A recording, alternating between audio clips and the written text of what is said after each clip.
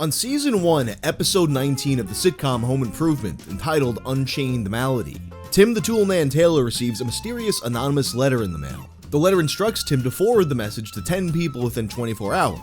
If he doesn't do that, he's gonna have some bad luck. Tim, of course, being a man of science, finds this whole thing ridiculous and throws the letter away, but everyone around him warns him that he shouldn't have done that. And sure enough, a string of bad luck follows. At first, Tim refuses to believe in such superstitions. There's gotta be a logical explanation for everything. But incident after incident starts to shake his belief until he questions whether or not he's actually been cursed. His wise neighbor Wilson makes him realize that his expectations of bad luck might have been a self-fulfilling prophecy, but he also gives him some wolfsbane to ward off curses. Pretty much every single sitcom from the 80s and 90s had an episode like this. It was relatable because chain letters used to be so ubiquitous, you couldn't avoid them. But at this point, most of the people watching this video probably never received a chain letter in the mail. It was once a common enough occurrence to be a universal TV trope, and now it's completely vanished from our culture. In part because mail in general has kinda gone away except for bills and stuff like that, but at some point these things did make a transition to the internet. You know, back when we used to actually open the random things people send us. As you can see from this real screenshot from my phone, that's no longer the case. But of course, on the internet, you need more of a hook than, just send this or you'll have bad luck. So email chain letters are often attached to wild, unbelievable stories. Like giving strangers AIDS on purpose, or poisoned perfume samples. So for today's video, let's take a look at some of the insane email chain letters that used to make their way around the internet.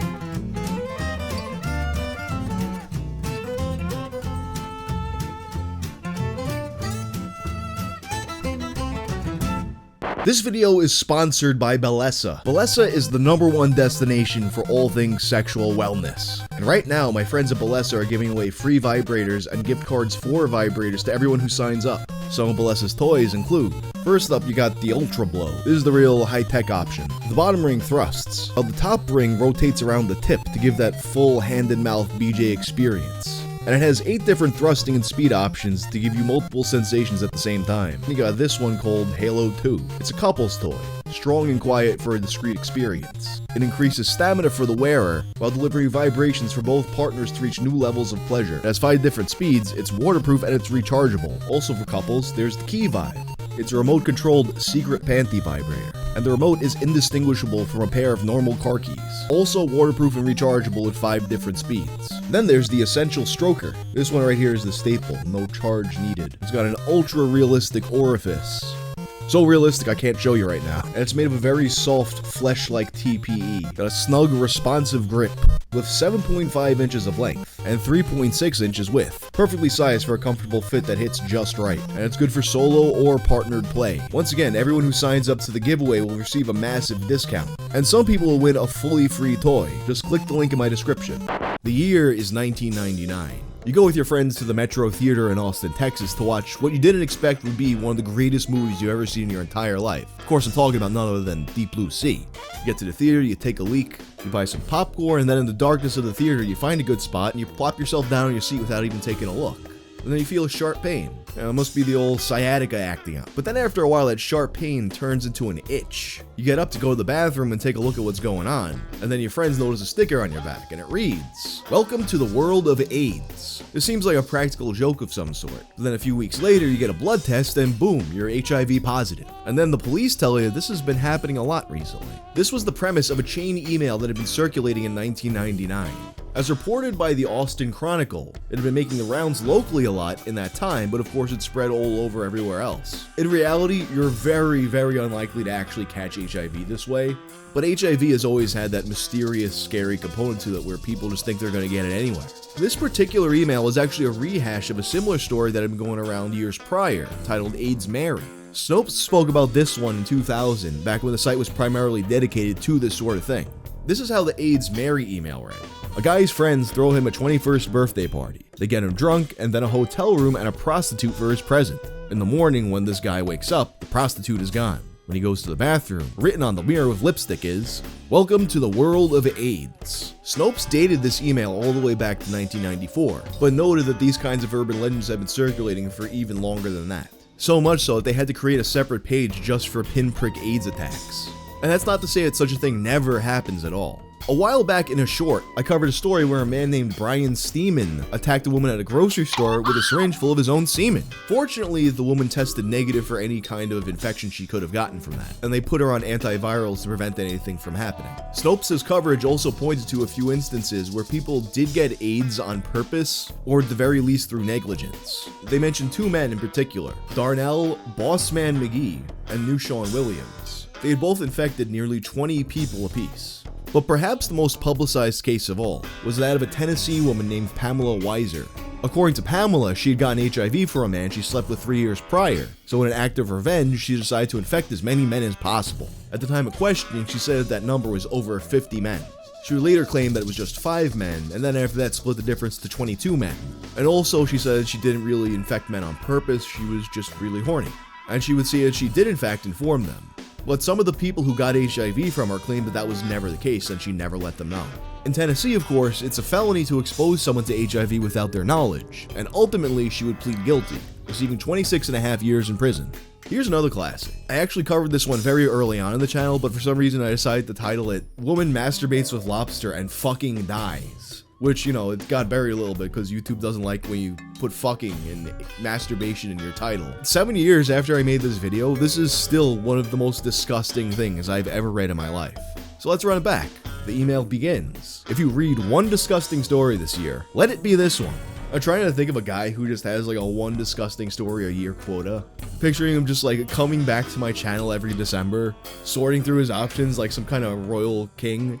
Ah yes, Parasite Man will do nicely for this year. Susie Deluchcci and the Miracle of Life. Not to be confused with soap opera legend Susan Lucci. And it should be noted that Susie Delucci's name is spelled several different ways throughout this email. One morning around 5 a.m., 22-year-old Susan Deluchcci of Kittery, Maine, woke up with a painful need to urinate. At first she thought she had diarrhea, but when she stood up out of bed, she realized that it was urinary pain. It was very similar to the feeling of having diarrhea, just out the wrong hole. Well, you mean you guys never shit out your dick before? She wobbled to the toilet, and upon sitting on it, her vagina erupted into the most horrific messy farting noise anyone has ever heard. In paralyzing pain, Ms. Deluchcci, for the next few minutes, continued to push and squirt out of her vagina a burning tide of retching filth, while she gripped the sides of the toilet, white knuckle. She was screaming wildly, and the neighbors called the police. I know that this was written to evoke some kind of disturbing, horrifying imagery, but going back to it now, all I can picture is like some kind of canceled Binding of Isaac boss battle. You know, you just got your little soy milk gun, and then you got fucking sludge vagina shrimp monsters coming at you. And then the medics arrive to the scene and find her dead on the bathroom floor wearing nothing but a bathrobe. Running down her leg was a stream of brown and green syrup. And then they make an even more horrifying discovery. She was lying there all twisted up. When he lifted her leg to straighten her body out, he exposed her vagina, at which point a creature, no larger than the tip of a finger, wormed its way out of her genitals and landed on the floor with a wet, popping sound. Shocked, the medic stared at the creature that was lying on the tile bathroom floor in a casing of mucus. It was a tiny mud shrimp, and it sat there on the cold floor gasping for water while flipping itself back and forth. The horrified medic turned to the toilet as he felt the nausea setting in. When he put his face down into the toilet to puke, what he saw was so horrific that, to this day, he cannot look into a toilet without convulsing.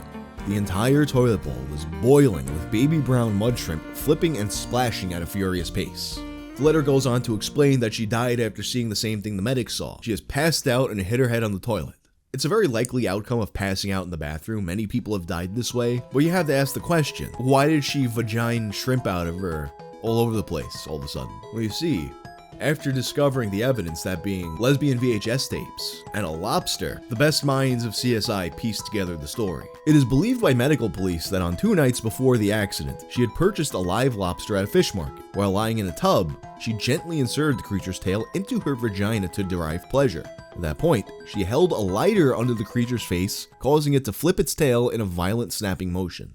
And they know all this because her DNA was found on the lobster, which she had thrown in the garbage, and kind of inconsiderate. Oh, and also, they found pubic hairs that had wedged themselves between the lobster tail joints. And also the lobster's face was burned from the lighter. Of course, lobsters don't give birth to shrimp. You know, it's kind of like people who think that all cats are female and all dogs are male. So what's the explanation here? The lobster's digestive tract and colon were found to be full of mud shrimp egg casings. Doctors believe that the lobster had eaten them, They are common in the water at fish markets and are usually harmlessly boiled to death, and the lobster had crapped them out into Mrs. Deluchcci's cunt when she was torturing it. I love how in the middle of this supposedly serious medical warning, they call her vagina a cunt. Like, can you imagine you go to the gynecologist and he's like, alright, let's take a look at that cunt. Maine mud shrimp only take 2 days to gestate, and Ms. Deluchcci was only 4 days away from getting her period. Doctors believe that at that point of her menstrual cycle, her womb was the perfect pH balance to grow these mud shrimp, which are a much larger version of the popular sea monkey pets sold throughout the US. Overnight, the eggs had hatched and the mud shrimp began doubling in size every 10 minutes. You can imagine the pain she was in when she woke up that morning and gave birth to well over 1,000 mud shrimp in her turlet. Clearly, this is all the most bullshit story to have ever been bullshitted. Like, they found this woman dead in the bathroom, yet somehow they know her entire internal monologue. They know the sound of the massive pussy fart she made, that she thought this was going to be diarrhea, but then it wasn't. And the fact that the mud shrimp used her vagina pH balance to gestate makes me think that this story might have originated from some kind of fetish news group, and then made its way to the outside world where it was rebranded as a horror story. And then, you gotta send it to all your friends or you're gonna have bad luck. Or you're gonna poop shrimp out your cunt. Snopes likened this chain layer to an even older story which had been circulating since at least 1948.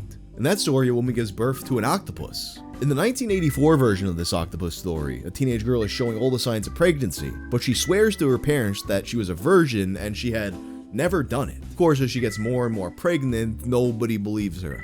But then finally she gets an x-ray and she's proven right. It turns out that it's actually a tumor. And a tumor that mimics a pregnancy is something that actually does happen sometimes. But here's what doesn't typically happen. They take a closer look and then it turns out the tumor isn't a tumor, it's an octopus. Somehow this octopus had been born inside of her after somehow ingesting an octopus egg and had been feasting on her stomach lining. Of course, neither a mud shrimp nor an octopus can receive what it needs to live inside of a woman. But scientific accuracy isn't the point. Finally, let's take a look at the old poison perfume story. This one picked up steam a bit later than these other stories. It's from 2001. So a month after 9/11, a photographer for The Sun who worked in Florida died suddenly and unexpectedly. The autopsy revealed that he was killed by the bacteria called anthrax. Robert was the first American anthrax death since 1976, in which a person was infected by imported wool.